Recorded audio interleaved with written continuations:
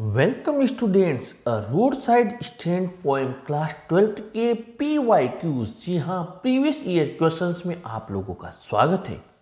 पहला क्वेश्चन जो आपके बोर्ड एग्जाम 2015 में आया हुआ, what was the plea of the folk who had put up the road side stand. Most important है, उन लोगों की क्या विनती थी जिन्होंने सड़क के किनारे दुकान लगाई थी। और इसी में आपके लिए मोस्ट इंपॉर्टेंट क्वेश्चन है, why do the people who had put up the road side stand want some city money to flow fail in their hands. जिन लोगों ने सड़क के किनारे दुकान लगाई थी, वे क्या चाहते हैं कि शहर का कुछ क्यों चाहते हैं कि शहर का कुछ पैसा उनके हाथों में आए। आंसर है, the folk at the road side stand pleaded pathetically to the motorist to stop at their roadside stand. They wished them to buy some things from them so that they could earn some money to make their lives better. वे लोग जिन्होंने सड़क के किनारे stand यानी कि दुकान लगाई, ग्राहकों से वहां रुकने की याचना कर रहे थे। वे चाहते थे वहां से कुछ वस्तुएं खरीदें जिससे कि उनके पास अपने जीवन को बेहतर बनाने के लिए कुछ पैसा आ सके। इसके बाद में हमने अगला क्वेश्चन आपके लिए लिया है, बोर्ड एग्जाम 2014 में आया हुआ, what is the childish longing that the poet refers to, why is it vain. Most important है, वह बचकानी तीव्र इच्छा क्या है जिसको कवि इंगित करते हैं, यह व्यर्थ क्यों है। Answer is, the poet describes the miserable condition of the people who are running the roadside stand.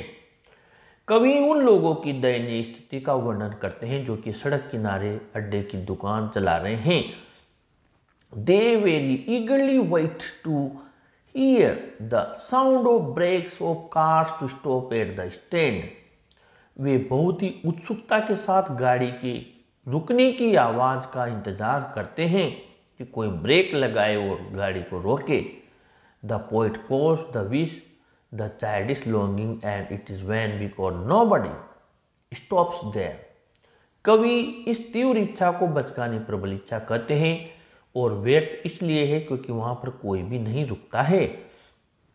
अगला क्वेश्चन RBC 2017 सप्लीमेंट्री में आया हुआ, what kind of complaint does the poet talk of. कवि किस प्रकार की शिकायत करता है। और इसी में मोस्ट इंपॉर्टेंट है, what does the poet say about the greedy good doers and beast of prey. लोभी कल्याणकारी व्यक्ति और शिकारी जानवर के विषय में कवि क्या कहते हैं। Answer is, the poet says that these greedy people pretend to be benefactors but in fact they are like flesh eating wild animals who prey on the rural folk. कवि कहते हैं कि ये लोभी कल्याणकारी लोग भलाई करने का ढोंग रचते हैं, लेकिन वास्तव में वे मांस खाने वाले जंगली जानवर की तरह होते हैं जो ग्रामीण लोगों को अपना शिकार बनाते हैं। इसके बाद में आप लोगों की सैंपल पेपर 2012 में आया हुआ, what does the poet want to portray through this poem.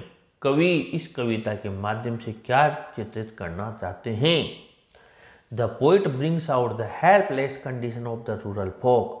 If left in villages, they suffer from want, and if resettled in cities, they lose their identity.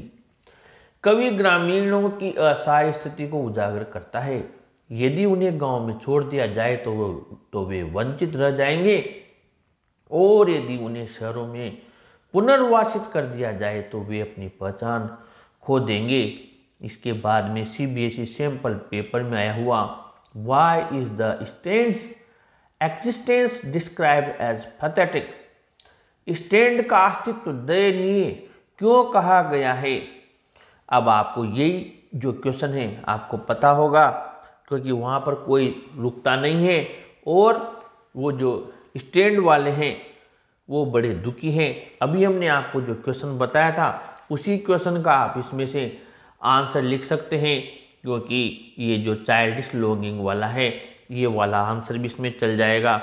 और इसके अलावा ये जो अभी हमने रोड साइड स्टैंड के बारे में बताया था ये भी चल जाएगा। कुल मिलाकर ये आंसर इसमें चल जाएगा कि वहाँ पर कोई रुकता नहीं है और उनकी कोई सामग्री नहीं खरीदता है। तो आप ये आंसर भी यहाँ पर लिख सकते हैं। जो आंसर है, the stand existence is described as pathetic because the villagers expectations are never fulfilled, the rich man passing by do not buy anything from the road side stand. या तो ये लिख दो या फिर आप ये जो भी मैंने बताया था ये वाला आंसर लिख दें। आगे बढ़ते हैं अब आपके अगले क्वेश्चन की तरफ, जो कि यहाँ पर बोर्ड में आया हुआ नहीं है लेकिन वेरी वेरी मोस्ट इम्पोर्टेंट है, और वो है इस कविता की थीम में से सेंट्रल आइडिया। और इसके लिए मैं आपको एडवाइस करना चाहूँगा कि जो हमने आपकी कॉमन एक्सप्लेनेशन बनाई हुई है आप उसको यहाँ पर यूज कर सकते हैं। उसका लिंक मैंने डिस्क्रिप्शन बॉक्स में दिया हुआ है, क्योंकि वो आपके कॉमन एक्सप्लेनेशन जो है वो थीम में से सेंट्रल आइडिया में भी काम में आएगी, और पूरी पोएम की जिसको अलग अलग स्टेंजा वाइज याद नहीं होती वो भी उसको लिख सकता है। तो आप उसको मोस्ट इम्पोर्टेंट है उसको तैयार कीजिए। अगले वीडियो में PYQs में आपसे फिर मुलाकात होगी। वीडियो को ज़रूर लाइक शेयर करें और अपने चैनल को भी सब्सक्राइब करें। Thank you.